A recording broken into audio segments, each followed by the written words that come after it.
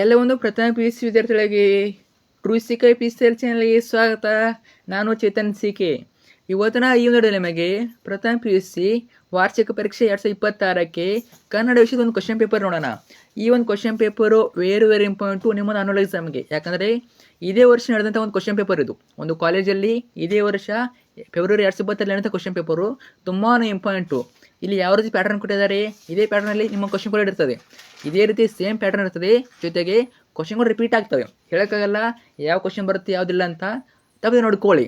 ಇದು ಸೆಟ್ 2, ಈಗಾಗಲೇ set 1 question paper Mahalakshmi ಬರೋ ಚಾನಲ್ ಹಾಕಿದ್ದೀನಿ, ಅದನ್ನು ನೋಡ್ಕೊಳ್ಳಿ. ಉತ್ತರ ಸಹಿತ ಹೇಳಿದ್ದೀನಿ, ಅದು ಪ್ಲಸ್ ಇದನ್ನು ನೋಡ್ಕೊಳ್ಳಿ. ಆರಾಮಾಗಿ ನೀವು ಸ್ಕೋರ್ ಮಾಡೋಕ್ಕೆ ಹೆಲ್ಪ್ ಆಗ್ತದೆ. ಓಕೆ, ಚೆನ್ನಾಗಿ ನೋಡ್ಕೊಳ್ಳಿ. ನೋಡ್ತಾ ಹೋಗೋಣ. ಪ್ರಥಮ PUC ವಾರ್ಷಿಕ ಪರೀಕ್ಷೆ ಫೆಬ್ರವರಿ 2026. ಅದಕ್ಕೆ ಮುಂಚೆ ಯಾರೆಲ್ಲ ಫಸ್ಟ್ ಟೈಮ್ ನಮ್ಮ ಚಾನಲ್ ನೋಡ್ತಿದ್ದೀರಾ ಅಥವಾ ಚಾನಲ್ ಕರೋ ಸಬ್ಸ್ಕ್ರೈಬ್ ಮಾಡ್ಕೊಂಡಿಲ್ಲ, ತಪ್ಪದೆ ಚಾನಲ್ನ ಸಬ್ಸ್ಕ್ರೈಬ್ ಮಾಡ್ಕೊಳ್ಳಿ.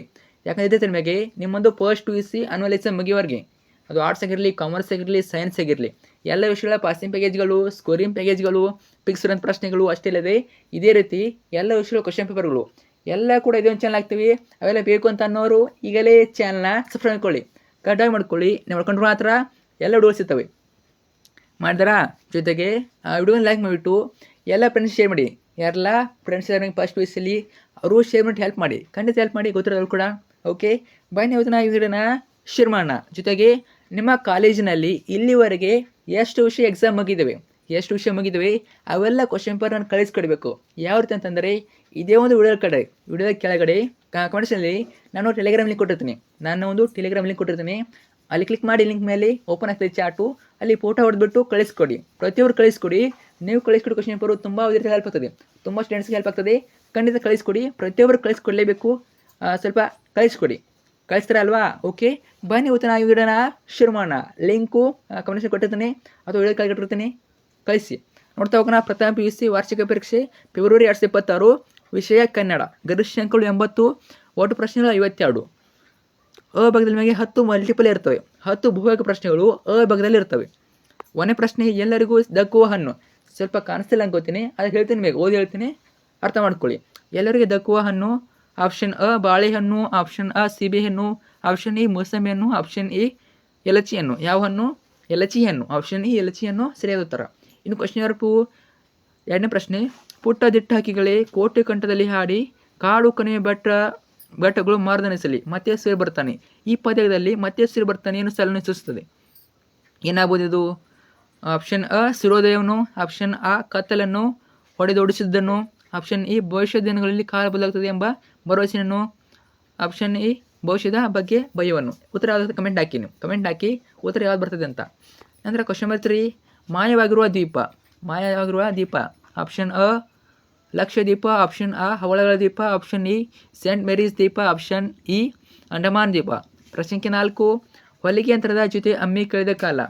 ಆಪ್ಷನ್ ಅ 1 ಶತಮಾನ, ಆಪ್ಷನ್ ಅ ಅರ್ಧ ಶತಮಾನ, ಆಪ್ಷನ್ ಇ 2 ಶತಮಾನ, ಆಪ್ಷನ್ ಇ ಕಾಲು ಶತಮಾನ. ಕ್ವಶನ್ ನಂಬರ್ 5, ಕವಿ ಬೆನ್ನನ್ನು ಮೂಳುಗಳಾಗಿ ಚುಚ್ಚುತ್ತಿರುವುದನ್ನು. ಆಪ್ಷನ್ ಅ ಜೀವಂತ ಸಮಾಧಿಗಳು, ಆಪ್ಷನ್ ಅ ಮೃತಶಿಲೆಯ ಸಮಾಧಿಗಳು, ಆಪ್ಷನ್ ಇ ತನ್ನವರ ಸಮಾಧಿಗಳು, ಆಪ್ಷನ್ ಇ ಯಾರದೋ ಸಮಾಧಿಗಳು. ಪ್ರಶ್ನೆ 6, ಕುಟುಂಬ ಯೋಜನಾ ವಿಶ್ವನಾಥಕರೆಯ ಹೆಸರು ಯಾವುದಾಗ್ಬೋದು? ನರಸಿಂಹಮೂರ್ತಿ. ಇನ್ನು ಪ್ರಶ್ನೆ 7, ನಮಗೆಲ್ಲ ರಾಗಿ ಮುದ್ದೆ ಎಂದಕ್ಷಣ ನೆನಪಾಗುವುದು ಬಡತನ ಹಾಗೂ ಕನ್ನಡತನ ಒಂದು ಪ್ರದೇಶದ ಆಹಾರ ಪದ್ಧತಿಗೂ ಸಂಸ್ಕೃತಿಗೂ ತೆಲುಗು ಆಗುವುದಾದರೆ ರಾಗಿಯನ್ನು ಬಿಡುವಂತಿಲ್ಲ. ರಾಗಿ ಮುದ್ದೆಯನ್ನು ಹೊರತುಪಡಿಸಿ ಕನ್ನಡ ಸಂಸ್ಕೃತಿಯ ಬಗ್ಗೆ ಮಾತನಾಡುವಂತಿಲ್ಲ. ಈ ಸಾಲುಗಳು ಇನ್ನೂ ಸೂಚಿಸುತ್ತದೆ. ಆಪ್ಷನ್ ಅ ರಾಗಿಯ ಮೂಲ ಯಾವುದನ್ನು, ಆಪ್ಷನ್ ಅ ರಾಗಿಯ ಪ್ರಾದೇಶಿಕತೆಯನ್ನು, ಆಪ್ಷನ್ ಇ ಕರ್ನಾಟಕ ಪರಂಪರೆಯಲ್ಲಿನ ರಾಗಿಯ ಮಹತ್ವವನ್ನು, ಆಪ್ಷನ್ ಇ ದುಡಿಮೆಯ ಅಪ್ರಸ್ತುತತೆ. ಪ್ರಶ್ನೆ 8, ಬೋಳಶಂಕರನ ಊರು. ಆಪ್ಷನ್ ಅ ಶಿವಾಪುರ, ಆಪ್ಷನ್ ಅ ಸೋಮನಾಥಪುರ, ಆಪ್ಷನ್ ಇ ಪಂಡ್ರಾಪುರ, ಆಪ್ಷನ್ ಇ ಅಮೃತಪುರ. ಯಾವ ಊರು ಶಿವಾಪುರದ ಬೋಳಶಂಕರ ಯಾವ ಊರು? ಶಿವಾಪುರ. ಆಪ್ಷನ್ ಅ ಶಿವಾಪುರ. ಇನ್ನು ಸೈನಿಕರು ಯಾವುದಕ್ಕೆ ಜಯವಾಗಲಿ ಎಂದು ಹಾಡಿದರು? ಯಾರಿಗೆ? ಸೈತಾನಿಗೆ ಜಯವಾಗಲಿ ಹಾಡ್ತಾರೆ ಅವರು. ಪ್ರಶ್ನೆ 10, ಕೈಯಿಂದ ಕೆಲಸ ಮಾಡೋದ್ರಿಂದ ಬುದ್ಧಿ ಬರ್ತದೆ, ಬೆವರು ಬರ್ತದೆ, ಬೆವರು ಒರೆಸಿಕೊಂಡು ಬುದ್ಧಿ ಕಲಿಯೋಣ. ಜ್ಞಾನ ಎಂಬ ಬೋಳಶಂಕರನ ಮಾತನ್ನು ಸೂಚಿಸುತ್ತದೆ. ಯಾವುದಾಗ್ಬೋದು ನೋಡಿ? ಕೆಲಸದಿಂದ ಆಯಸ್ಸನ, ಶ್ರಮ ಸಂಸ್ಕೃತಿಯ. ಆಪ್ಷನ್ ಅ ಆಗ್ತದೆ, ಶ್ರಮ ಸಂಸ್ಕೃತಿಯ ಮಹತ್ವ ಆಗ್ತದೆ. ಇದು ಶ್ರಮ ಸಂಸ್ಕೃತಿಯ ಮಹತ್ವ ನೋಡಿ, ಇಲ್ಲಿ ಟಿಕ್ ಮಾರ್ಕ್ ಹಾಕಿದೆ, ಸೊ ಅದು ಆನ್ಸರ್ ಆಗಿರ್ತದೆ. ನೋಡ್ಕೊಳ್ಳಿ, ಕೆಲವೊಂದು ಮಿಸ್ಟೇಕ್ ಆಗಿವೆ ಅಷ್ಟೇ, ಅರ್ಥ ಆಯ್ತಾ? ಇದು ಶ್ರಮ ಸಂಸ್ಕೃತಿಯ ಮಹತ್ವ. ನಿಮಗೆ ಗೊತ್ತಾಗುತ್ತೆ ಕಮೆಂಟ್ ಹಾಕಿ. ನಂತರ ನೆಕ್ಸ್ಟ್ ಮೇನು, ಎರಡನೇ ಮೇನ್ ಹೋಗೋಣ. ನೋಡಿ, ಆ ಬಿಟ್ಟ ಸ್ಥಳಗಳ ಆವರಣದಲ್ಲಿ ಕೊಟ್ಟಿರುವ ಉತ್ತರಗಳಲ್ಲಿ ಸೂಕ್ತವನ್ನು ಆರಿಸಿ ಬರೆಯಿರಿ. ಬಿಟ್ಟ ಸ್ಥಳ ಪ್ರಶ್ನೆಗಳು ಟೋಟಲಾಗಿ 5 ಮಾರ್ಕ್ಸಿಗೆ ಕೇಳ್ತಾರೆ. ಅರ್ಥ ಆಯ್ತಾ? ಪ್ರತಿದಿನ ಒಂದು ಅಂಕ. ಅವ್ರು ಬ್ರಾಕೆಟಲ್ಲಿ ಆವರಣದಲ್ಲಿ ಉತ್ತರ ಕೊಟ್ಟಿರ್ತಾರೆ ಇನ್ನೂ ಸರಿಯಾದ ಆರಿಸಿಬಿಟ್ಟು ಬರಬೇಕು. 11 ಶಾಸ್ತ್ರಿ ಮಾಸ್ತರ ಹೆಂಡತಿ ಹೆಸರೇನು? ಏನು ಹೆಸರು? ಅಂಬವ್ವ. ಪ್ರಶ್ನೆ 12 ರಂಗರಾವ್ ಅವರು ಡ್ಯಾಶ್ ಎಂಬ ಸಂಸ್ಥೆಯನ್ನು ಸ್ಥಾಪಿಸಿದರು. ಯಾವ ಸಂಸ್ಥೆ ಆಗಿರ್ಬೋದು ನೋಡಿ, ಅದು DCM ಸಂಸ್ಥೆಯನ್ನು ಸ್ಥಾಪಿಸ್ತಾರೆ ಅವರು. ಪ್ರಶ್ನೆ 13 ರಕ್ಷಾ ಕರ್ನಾಟಕವು ಡ್ಯಾಶ್ ಕೈಯಿಂದ ಕೆಳಗೆ ಬಿದ್ದಿತು. ಯಾರ ಕೈಯಿಂದ? ಭರತನ ಕೈಯಿಂದ ಕೆಳಗೆ ಬೀಳ್ತದೆ.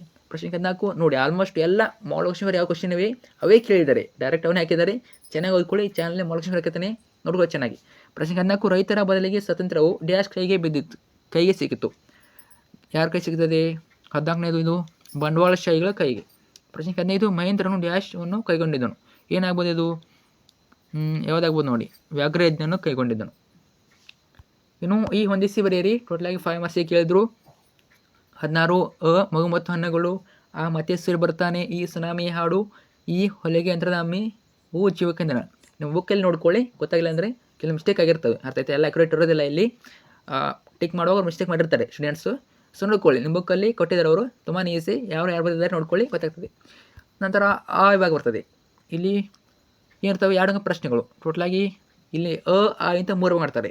ವಿಭಾಗ, ಆ ವಿಭಾಗ, ಈ ವಿಭಾಗ ಅಂತ 3 ಮಾಡ್ತಾರೆ. ಆಲ್ಮೋಸ್ಟ್ ಗೊತ್ತೇನೆ. ಈಗಾಗಲೇ ಅರ್ಧ ವರ್ಷಕ್ಕೆ ಪರೀಕ್ಷೆ ಬರೆದಿದ್ದೀರಾ, ಮೀಟರ್ ಬರೆದಿದ್ದೀರಾ ನೋಡಿ. ವಿಭಾಗದಲ್ಲಿ ಯಾವುದಾದ್ರು 3 ಪ್ರಶ್ನೆಗಳಿಗೆ 2-3 ಅಂಕಗಳು ಉತ್ತರಿಸಿ. 2 ಅಂಕದ 3 ಪ್ರಶ್ನೆ ಇಟ್ಲಾಗ 6 ಅಂಕ. ಪ್ರತಿದಿನಕ್ಕೆ 2 ಅಂಕ. ಪ್ರತಿದಿನ ಇಂಪಾರ್ಟೆಂಟ್ ಕ್ವಶನು. 17 ಅಲ್ಲಮ್ಮ ಏನನ್ನು ನೀಡುವುದರಿಂದ ನಾದೇವ್ ಎನ್ನುವುದು ಹೇಳ್ತಾನೆ. 18 ಮಾದೇವನ ಶಿಶು ಮಕ್ಕಳ ಹೆಸರೇನು? 19 ನಾಡಿನ ಹೊರಗಿನ ಮತ್ತು ಒಳಗಿನ ಕಳ್ಳರು ಯಾರು? 20 ಪೂರ್ಣಾವಸ್ಥೆಯ ಮಗು ಏಕೆ ಗಾಬರಿಗೊಂಡಿದೆ? ಪ್ರತಿಯೊಂದು ಕ್ವಶನ್ ಚೆನ್ನಾಗಿ ಓದ್ಕೊಂಡಿರಿ, ರಿಪೀಟ್ ಆಗ್ಬೋದು. ಮತ್ತೊಮ್ಮೆ ಹೇಳ್ತಾ ಇದ್ದೀನಿ, ಗ್ಯಾರಂಟಿ ಹೇಳೋಕ್ಕಾಗಲ್ಲ, ಇದೇ ಬರುತ್ತೆ ಹೇಳೋಕ್ಕಾಗಲ್ಲ, ಯಾವ್ದು ಬೇಕಾದ್ರೂ ಬರ್ಬೋದು. ಯಾವುದಾದ್ರು 2 ಪ್ರಶ್ನೆಗಳಿಗೆ 2-3 ಅಂಕಗಳು ಉತ್ತರಿಸಿ. ಇಲ್ಲಿ ಕೂಡ ಸೇಮು 2 ಪ್ರಶ್ನೆಗಳು. ಟೋಟಲಾಗಿ 4 ಅಂಕ. ಪ್ರತಿಯೊಂದಕ್ಕೆ 2 ಅಂಕ. 4 ಕೊಟ್ಟಿರ್ತಾರೆ, ಅದರಲ್ಲಿ ನೀವು 2 ಇರಬೇಕು. ಈ ರೀತಿ ಚಾಯ್ಸ್ ಇರ್ತವೆ. 21 ನಮ್ಮ ಯಾವ ಜಿಲ್ಲೆಗಳು ರಾಗಿಯ ಕಣಜಗಳಾಗಿವೆ? 22 ಮಂಗಳೂರು ಜಿಲ್ಲಾ ಕೋರ್ಟ್ನಲ್ಲಿ ನಡೆದ ಘಟನೆ ಯಾವುದು? 23 ರೈತ ಚಳುವಳಿಗಳು ಎಲ್ಲೆಲ್ಲಿ ನಡೆದವು? 24 ನರಿಯೊಡನೆ ಬರುತ್ತಿರುವ ಹುಲಿಯನ್ನು ಕಂಡ ನಾಪಿತನು ಏನೆಂದುಕೊಂಡನು? ನಂತರ ಈ ಭಾಗ ಇಲ್ಲಿ ಕೂಡ ಸೇಮು. ಯಾವುದಾದ್ರು 3 ಪ್ರಶ್ನೆಗಳಿಗೆ 2-3 ಅಂಕ ಉತ್ತರಿಸಿ. ಅಂದರೆ 2 ಅಂಕದ 3 ಪ್ರಶ್ನೆಗಳಿಗೆ 6 ಅಂಕ. ಪ್ರತಿಯೊಂದು ಕ್ವಶನ್ ಇಂಪಾರ್ಟೆಂಟು, ಚೆನ್ನಾಗಿ ಓದ್ಕೊಂಡ್ರೆ ವಿಡಿಯೋನ ಪಾಸ್ ಮಾಡಿ ಕ್ವಶನ್ ಓದ್ಕೊಳ್ಳಿ. ನಂತರ ಈ ಭಾಗ ಬರ್ತದೆ.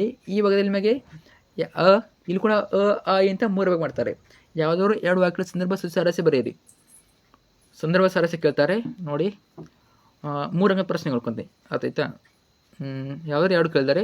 ಸೊ ಪ್ರತಿಯೊಂದಕ್ಕೂ 3 ಅಂಕ. ಟೋಟಲಾಗಿ 6 ಮಾರ್ಕ್ಸು. 29 ನಿನ್ನೊರೆಗೆ ದೊರೆಯೇ ಗಂಡರು ಮೊಳೆ. ಹಳೆಗರನ್ನ ಕೊಡ್ತಾರೆ, ಹೆಸರನ್ನ ಕೊಡ್ತಾರೆ.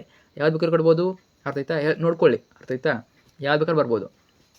ಅದರಲ್ಲಿ ಯಾವ ನಾಟಕ? ಅದು ಬೋಳೆಶಂಕರ ನಾಟಕ. ಕೇಳ್ತಾರೆ. ಕಡಿಮೆ ಅಂದರು 80ಕ್ಕೆ 20-25 ಮಾರ್ಕ್ಸ್ ಅಲ್ಲೇ ಬರ್ತವೆ. ಯಾವುದೇ ಮೇನ್ ತೊಗೊಳ್ಳಿ ನೀವು, 1 ಮಾರ್ಕ್ಸು 2 ಮಾರ್ಕ್ಸು, ಮತ್ತು ಸಂದರ್ಭ ಆಗಿರ್ಬೋದು 4 ಮಾರ್ಕ್ಸು, ಯಾವುದೇ ಮೇನ್ ತೊಗೊಳ್ಳಿ.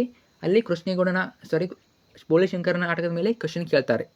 ಕೇಳ್ತಾರೆ, ಚೆನ್ನಾಗಿ ಓದ್ಕೊಂಡ್ರೆ ಒಂದು ನಾಟಕವನ್ನು. ತುಂಬಾ ಈಸಿ ಇದೆ, ಒಂದೇ ಸಲಕ್ಕೆ ಅರ್ಥ ಆಗೋದಿಲ್ಲ. ಅರ್ಥ ಆಯ್ತಾ? ಒಂದು 2 ಸಲ ಓದ್ಕೊಳ್ಳಿ, ನಿಮಗೆ ಅರ್ಥ ಆಗ್ತದೆ. ನೋಡ್ಕೊಳ್ಳಿ, ಎಲ್ಲ ಸಂದರ್ಭಗಳನ್ನು ರಿಪೀಟ್ ಆಗ್ತವೆ. ಏನು ಬೇಕು? ಆಯ್ಕೆ, ಸಂದರ್ಭ, ಸಾರಾಂಶ ಬರೀರಿ. ಅಥವಾ ನೀವು ಆಯ್ಕೆ ಬರೆದ್ಬಿಟ್ಟು ಸಂದರ್ಭ ಸ್ಪಷ್ಟೀಕರಣ 2 ಕೂಡ ಒಂದರಲ್ಲಿ ಬರೀಬೇಕು. ಹೆಚ್ಚಾಗಿ ಬರೀರಿ, ಆಯ್ಕೆ ಬರೀರಿ, ಸಂದರ್ಭ ಬರೀರಿ, ಸಾರಾಂಶ ಬರೀರಿ. ಸೊ ನೀಟ್ ಆಗ್ತೈತಿ. 3 ಮಾರ್ಕ್ಸ್ ಕೊಡ್ತಾರೆ. ನಂತರ ಹೋಗೋಣ ನಾವು ನೆಕ್ಸ್ಟ್ ಮೇನು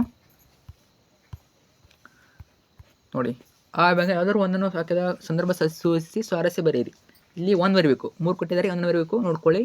31 ಇಲ್ಲಿ ವಸತಿಯನ್ನು ಇಟ್ಕೊಂಡು ಉಳಿಸಿಕೊಡಿ. 33 ಜ್ಯೋತಿಷ್ಯ ಒಂದು ವಾಣಿಜ್ಯವಾಗಿದೆ. 34 ಈ ಬಿಸಿಲೆ ಗೋಧನನ್ನು ಸನ್ಯಾಸಕ್ಕೆ ದೂಡಿರಬೇಕು.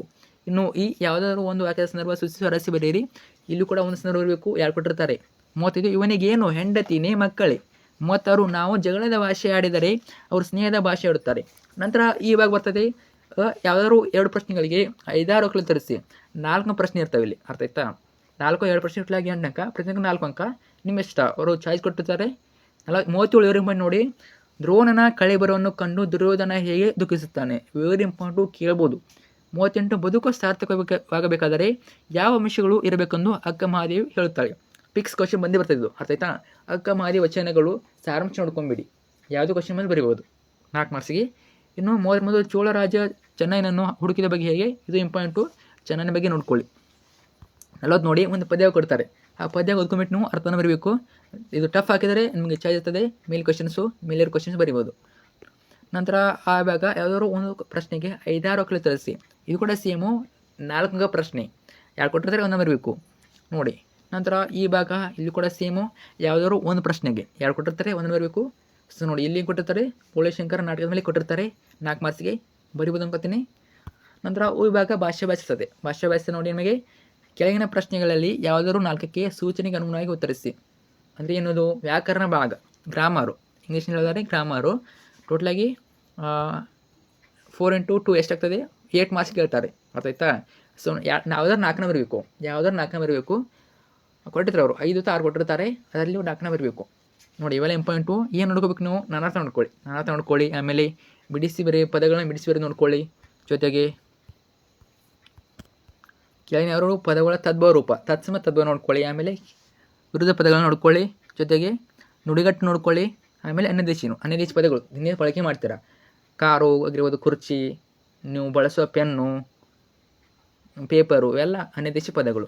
ನಂತರ ಆ ವಿಭಾಗ ಬರ್ತದೆ, ಪ್ರಬಂಧ ಕೇಳ್ತಾರೆ, ಅರ್ಥ ಆಯ್ತಾ. ಟೋಟಲಾಗಿ 4 ಮಾರ್ಕ್ಸಿಗೆ ಕೇಳ್ತಾರೆ ಪ್ರಬಂಧವನ್ನು. ಯಾವುದೋ ಒಂದನ್ನು ಕುರಿತು ಪ್ರಬಂಧ ಬರೀರಿ, ಯಾವುದೋ ಒಂದು ವಿಷಯ ಕುರಿತು ನೋಡಿ. ಮಹಾತ್ಮರ ಜಯಂತಿ ಜ್ಞಾನಾಭಿವೃದ್ಧಿಯಲ್ಲಿ ಪುಸ್ತಕ ಮಹತ್ವ, ಹೆಚ್ಚಾಗಿ ಪುಸ್ತಕಗಳ ಮಹತ್ವ ಕೇಳ್ಬೋದು, ಇವರು ಇಂಪಾರ್ಟೆಂಟು. ನಂತರ ಲಾಸ್ಟ್ ಕ್ವೆಶ್ಚನ್ ಯಾವುದು, ಪತ್ರ ಬರೋನಿಗೆ ಒಂದು ವ್ಯವಹಾರಿಕ ಒಂದು ವೈಯಕ್ತಿಕ ಕೊಟ್ಟಿರ್ತಾರೆ. ನಿಮಗೆ ಯಾವುದು ಈಜಿ ಅನಿಸ್ತದೆ, ವ್ಯವಹಾರಿಕ ಅಂದರೆ ವ್ಯವಹಾರಿಕ ಬರೀರಿ, ಮತ್ತು ವೈಯಕ್ತಿಕ ಅಂದರೆ ವೈಯಕ್ತಿಕ ಬರೀರಿ, ನಿಮ್ಮ ಇಷ್ಟ. ಅವ್ರು ಕೊಟ್ಟಿರ್ತಾರೆ, ಇಂದ ಇವರಿಗೆ ಅಡ್ರೆಸ್ ಅವ್ರು ಕೊಟ್ಟಿರ್ತಾರೆ, ಎಷ್ಟು ಬರೀರಿ ಚೆನ್ನಾಗಿ. ಸೊ ಇಷ್ಟು ಕ್ವೆಶ್ಚನ್ ಪೇಪರು ಚೆನ್ನಾಗಿ ಓದ್ಕೊಂಡಿರಿ ನೋಡಿ. ಪತ್ರ 4 ಮಾರ್ಕ್ಸಿಗೆ ಕೇಳ್ತಾರೆ, 5 ಮಾರ್ಕ್ಸಿಗೆ ಕೇಳೋದಲ್ಲ, 4 ಮಾರ್ಕ್ಸಿಗೆ ಕೇಳ್ತಾರೆ.